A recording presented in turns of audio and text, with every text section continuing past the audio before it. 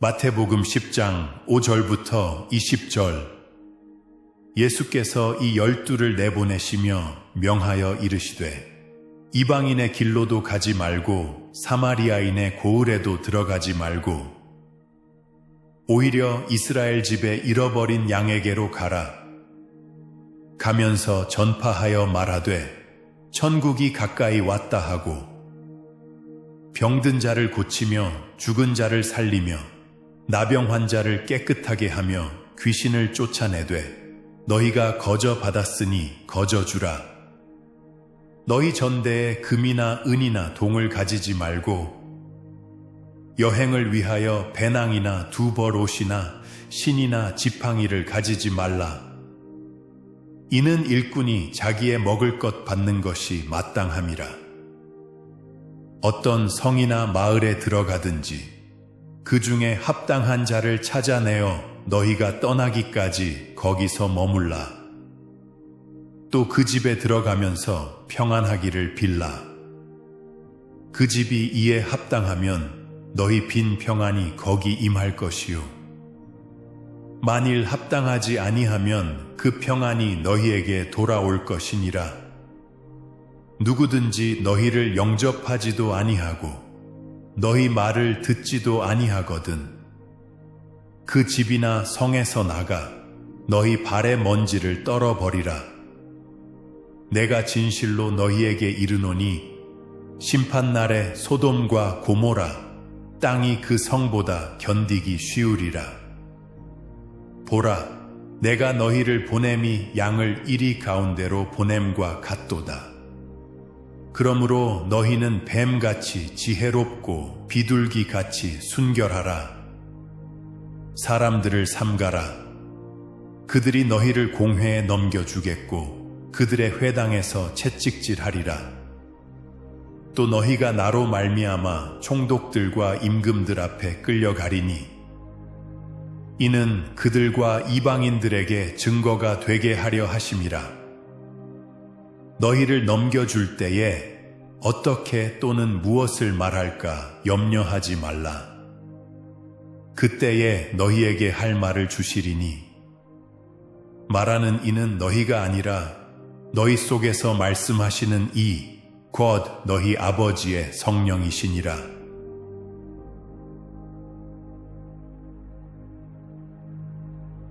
지난주에 우리는 믿음에 대해 알아보았습니다.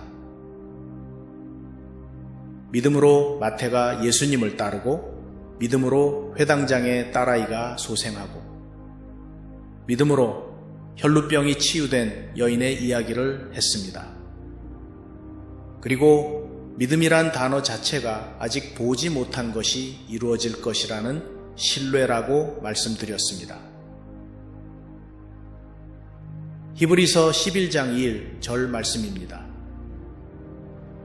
믿음은 바라는 것들의 실상이요 보이지 않는 것들의 증거니. 오늘은 예수님이 12제자를 보내시는 이야기입니다.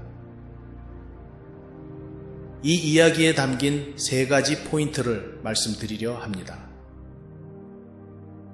첫째는 예수님이 12제자들에게 이방인 도시나 사마리아 땅에 가지 말고 오직 잃어버린 이스라엘의 양에게로 가라고 말씀하신 것입니다. 여기 지도에 보시다시피 갈릴리 호수 북쪽과 동쪽에는 큰 이방 도시들이 있고 남쪽으로는 사마리아 땅입니다. 즉 예수님은 12제자들에게 다른 곳에 가지 말고 갈릴리 호수를 중심으로 두고 그 가장자리에 있는 200개 남짓한 유대인의 마을들로 가서 복음을 전하라는 것입니다. 왜 그러셨을까요? 사복음서에 보면 예수님은 너 차례 복음의 우선 대상이 유대인이라고 말씀하셨습니다. 그러나 예수님은 또한 모든 사람을 구하기 위해 오셨습니다. 다만 그 사역을 하시는데 순서가 있었습니다. 그리고 제자들은 아직 만국에 복음을 전할 준비가 되어 있지 않았습니다. 아직은 유대인의 선민 사상에 젖어 사마리아인들을 경멸하고 이방인들을 개 취급하는 제자들입니다. 만약에 준비가 안 된 상태에서 이방인이나 사마리아인들에게 가서 유대인의 선민 사상을 가지고 복음을 전하려 했다면 분명히 실패했을 것입니다. 그래서 우선 유대민족에게 12제자를 보내시지만 앞으로 세계 선교를 위한 훈련이기도 했습니다.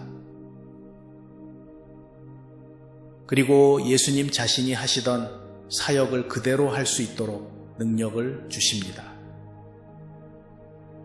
복음을 전하고 병든 자를 고치며 죽은 자를 일으키고 문둥병자를 깨끗하게 하며 귀신을 쫓아낼 수 있는 능력을 주십니다. 이 모든 사역은 그동안 예수님이 제자들을 데리고 다니시며 손수 보여주신 사역입니다. 그러면서 8절에 거저 받았으니 거저 주라고 말씀하십니다. 복음을 팔아먹는 자들이 되지 말라고 말입니다. 물론 대놓고 복음을 팔아먹는 사람들은 없습니다. 그러나 교회들이 대형화되어 가면서 마치 기업을 경영하듯이 목사님을 CEO로 우대하고 사회 기업에 걸맞는 사례 패키지를 만드는 것을 보면 혹시나 하는 생각을 하게 만듭니다. 예수님이 9절부터 15절까지 제자들에게 경고를 주십니다. 이것이 오늘 본문의 두 번째 포인트입니다. 전도 여행을 위해서 따로 금이나 은이나 동을 준비하지 말고 여행을 위해서 여벌의 옷이나 신발이나 지팡이를 준비하지 말라고 하십니다. 가장 필요한 것만 간소하게 챙기라는 말씀입니다. 가는 곳마다 그들을 환대하는 곳에서 주는 대로 먹고 베푸는 대로 잠을 자라고 하십니다. 오늘날의 유명한 부흥 강사나 대형교회 담임 목사 스타일과는 많은 거리가 있습니다. 기원 후 90년부터 120년경에 쓰였다고 추측되는 디다케라는 문헌에 보면 가짜 선지자에 대한 경고가 있습니다. 기원 후 90년이라면 요한계시록이 쓰여진 그때 전후를 말합니다. 그 당시에 이미 복음 전파를 한다면서 돌아다니는 가짜 선지자들이 이미 있었던 모양입니다. 그 경고는 이렇습니다. 너희에게 오는 모든 사도들을 주님으로 영접하라. 그는 이틀 이상을 머물지 않을 것이며 사흘을 머물겠다 하면 그는 가짜 선지자니라. 그가 갈 때는 다음 도착지에 이를 때까지 필요한 빵 외에는 아무것도 몸에 지니지 아니하리라. 만약 은을 요구할 때에는 그는 가짜 선지자니라. 성령으로 말한다고 하는 사람들이 모두가 선지자는 아니니라. 그의 행동으로 그가 가짜 선지자인지 진짜 선지자인지 알 수 있으리라. 진리를 가르치는 선지자가 자기가 가르치는 대로 스스로 행하지 않으면 그는 가짜 선지자니라. 선지자가 은 혹은 다른 것을 달라고 하면 절대로 그의 말을 듣지 말라. 즉 삭군 목사는 목사로 인정하지 말라는 경고입니다. 이런 삭군 목사들 때문에 숨어서 진심으로 교회에 헌신하는 목사님들이 욕을 먹습니다. 사꾼 목사들 이야기가 믿지 않는 사람들 사이에 센세이션을 일으키기 때문에 그런 부정적인 뉴스만 보도됩니다. 그래서 교회가 욕을 먹습니다. 올해 초에 SNS에서 센세이션을 일으켰던 여의도 순복음교회 담임 목사 사건을 아실 것입니다. 마치 대통령이 오듯이 25만 불이 넘는 머세디스 메이바하 차에서 내리면서 장로들이 모두 90도 허리를 굽혀 인사하는 모습이 하도 신기해서 한 미국 시민이 녹화한 것을 유튜브에 올림으로써 시작되었습니다. 물론 나중에 밝혀진 사실은 담임 목사 소유가 아니라 LA에 사는 한 교인이 한국에서 오시는 담임 목사 대접한다고 제일 좋은 차를 제공한 것이라 합니다. 연봉은 공식적으로 밝혀지지는 않았지만 오래전 조용기 목사의 밝혀진 연봉이 20만 불이었다고 하니까 아마도 거기에 준하는 연봉이 아닐까 추측됩니다. 그리고 담임 목사들이 받는 연봉은 일반 직장인들이 받는 연봉과는 또 다릅니다. 왜냐하면 자동차와 그에 대한 비용은 전부 교회 부담이고 거주비도 교회에서 비용으로 처리됩니다. 거기에 출장비, 도서비, 판공비 등등. 아마 잘은 몰라도 다 합치면 그 숫자는 엄청날 것이라고 봅니다. 그러니 모두 다 대형교회 담임 목사 자리를 원하는 것이겠지요. 그에 비해 오늘 예수님이 제자들에게 주시는 경고는 우리에게도 많은 경각심을 일으켜줍니다. 물론 저는 풀타임 목사의 생활은 교회에서 책임져야 한다고 생각합니다. 가정에 대한 책임이 있고 아내와 자녀에 대한 책임이 있는데 이 모든 것을 희생하라고 하는 것은 너무 무리한 요구를 하는 것입니다. 오늘 말씀 중에 예수님도 일꾼이 자기의 먹을 것을 받는 것이 마땅하다고 하셨고 바울 사도도 주를 위해 일하는 사람이 생활 보장을 받는 것은 당연한 것이라 가르쳤습니다. 비록 자기는 교회에 누를 끼치는 것을 피하려고 자기가 스스로 벌어서 목회를 했던 이중직 목회의 모범을 보였지만 저는 처음 목회를 시작하면서부터 교회가 제 생활을 책임져 달라고 하지 않았습니다. 저로 인해 복음 전도가 방해를 받지 않기 위해서입니다. 세 번째 포인트는 성령님의 역사입니다. 공회에 잡혀가고 권력 앞에 서서 신문을 받을 때 무슨 말을 해야 할까 걱정하지 말라고 하십니다. 왜냐하면 성령님이 그때 필요한 말씀을 주실 것이기 때문입니다.